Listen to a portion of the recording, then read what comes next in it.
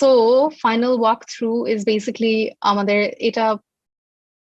it's basically going back to the basics.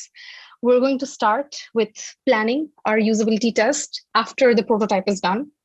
To plan, we must define our goal. We must define who our users are. We must uh, figure out the sample size. It's going to be it can be minimum 5 people or maximum, but 5 to 8 participants is like the ideal number.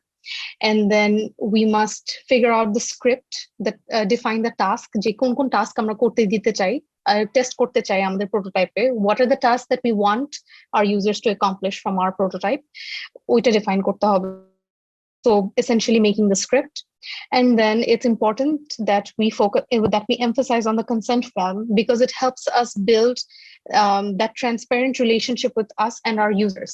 Because bola jay na, maybe you know, a month or 2 months down the line, you might want to do another usability test and you might want to invite the same user. And if this user trusted you the first time, they might be willing to come back to you and give you more feedback about this new improvement that you have on your app. So it's best to keep your usability test transparent, and it's best that you narrate the entire protocol to your user beforehand. তারপর আসতেছে moderation. Moderation we definitely have to build rapport. We have to explain what the test is all about. We have to ensure like we have the proper tools for observing.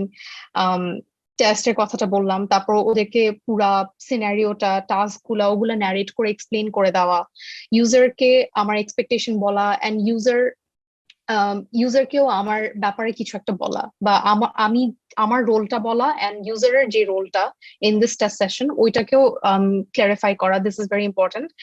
And the whole 2 key pointers about this moderation is that the whole think aloud process, encouraging your users to say things out loud as they use or interact with the interface.